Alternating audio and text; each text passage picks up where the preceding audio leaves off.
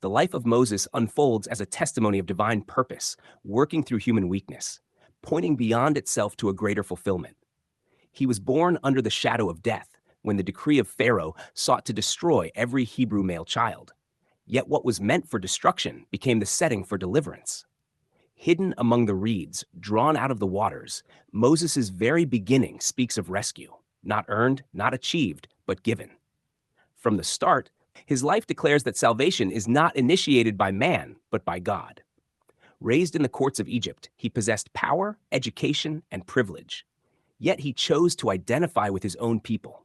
In his early attempt to bring justice, he acted in human strength and failed, fleeing into the wilderness. There, stripped of status, he learned what Egypt could never teach him, that God's work is not accomplished through human effort alone. At the burning bush, the voice of God called him back. Moses hesitated, resisted, and pointed to his own inadequacies. But the calling did not rest on his ability. "I will be with you" became the foundation. The power was never in Moses. It was in the presence of the one sending him. This reveals a pattern. Divine purpose is fulfilled not through human sufficiency, but through God's abiding presence. When Moses stood before Pharaoh, it was not a contest of equals. The plagues that followed were not merely acts of judgment, but signs revealing that deliverance belongs to the Lord. The blood of the Passover lamb marked the turning point, where judgment passed over not because of the worthiness of the people, but because of the covering provided.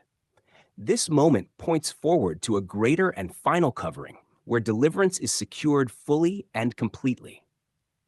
The crossing of the Red Sea stands as a defining image. The people did not fight for their freedom. They walked through what God opened. What stood as an obstacle became a pathway. What threatened destruction became the means of salvation. This is the pattern of redemption. God does what man cannot, and the people simply move forward in what has been made available. In the wilderness, Moses became the mediator between God and the people. The law was given through him, revealing holiness, righteousness, and truth. Yet the law also exposed the inability of the people to meet its demands. It showed what was right, but did not provide the power to fulfill it. Through this, a greater reality was being prepared, one where righteousness would not merely be commanded, but given.